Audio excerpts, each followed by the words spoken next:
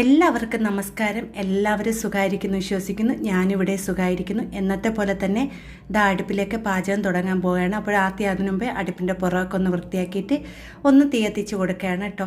അപ്പോൾ ഇന്ന് ചിരട്ടയിൽ കുറച്ച് ചാമ്പലിട്ട് കുറച്ച് മണ്ണെണ്ണ ഒഴിച്ചാണ് കത്തിച്ച് കൊടുത്തത് കേട്ടോ.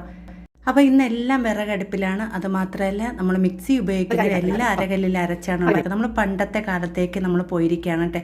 നമ്മൾ ഒരിക്കലും ആർക്കും തോൽപ്പിക്കാൻ പറ്റില്ല. ഗ്യാസ് ഇല്ലയെന്നും പറഞ്ഞുകൊണ്ട് ആരും തോൽക്കാൻ പോകുന്നില്ല. നമ്മൾ പണ്ടത്തെ പോലെ തന്നെ ഇതാ എല്ലാം അടുപ്പിലേക്ക് വെച്ചിട്ടുണ്ട് കേട്ടോ. അരിയും വേവാറായിട്ടുണ്ട്. അപ്പോൾ ഈ സമയത്ത് ഞാൻ കുറച്ച് ചിക്കൻ ഇന്നലെ മാറ്റി വെച്ചിരുന്നു. അപ്പോൾ ഇന്ന് നമ്മൾ കുറച്ച് ചിക്കൻ കറിയും വെക്കുന്നുണ്ട്. പിന്നെ ആ ചിക്കൻ്റെ കാലെടുത്ത് മാറ്റി വെച്ചിരുന്നു കേട്ടോ. അതിനെ ഒന്ന് നമ്മൾ കനലിൽ ചുട്ടെടുക്കുകയാണ് ചെയ്യുന്നത് കേട്ടോ. നല്ല അരപ്പൊക്കെ പുരട്ടി. അപ്പോൾ ചിക്കൻ കറിക്കുള്ള ഉള്ളിയും അതുപോലെ തന്നെ ചെറിയ ഉള്ളിയും തക്കാളിയും പച്ചമുളകും വെളുത്തുള്ളി ഇഞ്ചിയൊക്കെ ഒന്ന് ചെത്തിയെടുത്തിട്ടുണ്ട്. ഇനി ഇതൊക്കെ ഒന്ന് ചെറുതായിട്ടൊന്ന് അരിഞ്ഞെടുക്കണം. അപ്പോൾ ഞാൻ ഇവിടെ സവാളയും തക്കാളിയും എല്ലാം അരിഞ്ഞ് ഒരു പാത്രത്തിലേക്ക് വെച്ചിട്ടുണ്ട് കേട്ടോ. എല്ലാം അമ്മിക്കല്ലിൽ വെച്ച് തന്നെയാണ് കേട്ടോ. അതാകുമ്പോൾ എല്ലാം ഒരേ ഇതിലങ്ങ് പോകുമല്ലോ. പിന്നെ നമ്മളിതെല്ലാം ഒന്ന് അരച്ചെടുക്കുകയാണ് കേട്ടോ. ഞാൻ ഇവിടെ ചെറിയ ഉള്ളിയും വെളുത്തുള്ളി ഇഞ്ചിയും അതുപോലെ തന്നെ എല്ലാം ഒന്ന് ചതച്ചെടുക്കുകയാണ് ചെയ്യുന്നത് കേട്ടോ.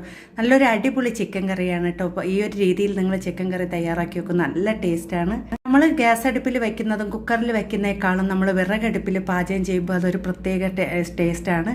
അത് മാത്രമല്ല നമ്മൾ മൺചട്ടിയിൽ പാചകം ചെയ്യുമ്പോൾ കേട്ടോ. ഇന്ന് മൺചട്ടിയിലാണ് ചിക്കൻ കറി വെക്കുന്നത്.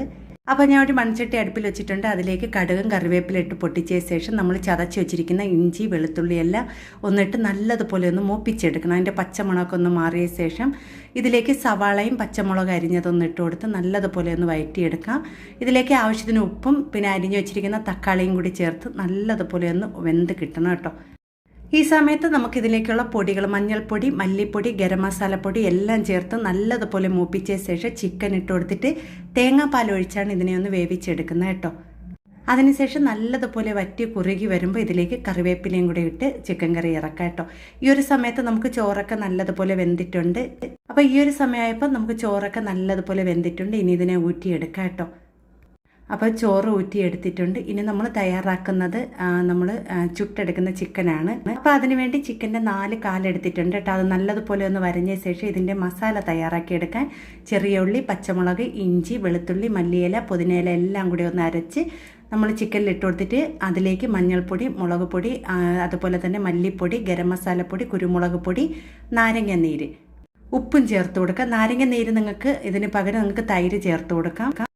അതിനുശേഷം ഒരു കമ്പിത്തുണ്ട് നമ്മൾ അടുപ്പിൻ്റെ മുകളിലേക്ക് വെച്ചിട്ട് ഇതുപോലെ ഒന്ന് വെച്ച് കൊടുത്ത് വേവിച്ചെടുത്ത ശേഷം കുറച്ച് മുളക് പൊടി, കുറച്ച് ചതച്ച മുളക്, കുറച്ച് ടൊമാറ്റോ സോസും കൂടി ചേർത്ത് ഒരു മസാല തയ്യാറാക്കിയിട്ട് അതിൻ്റെ മുകളിൽ തേച്ച് കൊടുത്തതാണ്.